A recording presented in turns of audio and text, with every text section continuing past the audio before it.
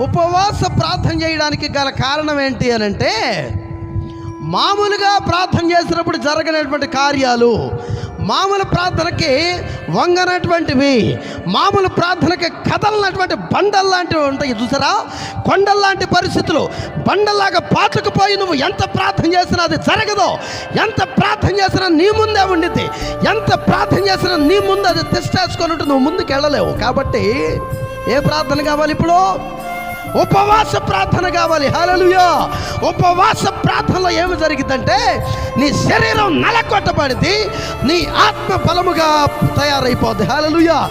అప్పుడు ఆత్మ బలపడినప్పుడు ఈ ఆత్మ పరమాత్మతో ఆ యొక్క మమేకమైనప్పుడు ఎటువంటి కొండ వంటి బండల వంటి పరిస్థితులు అవన్నీ కూడా మారిపోతాయి. హల్లెలూయా. ఇది ఉపవాస ప్రార్థనలో జరగాల్సినటువంటిది. అర్థమవుతుందా? ఏమి జరగాలి?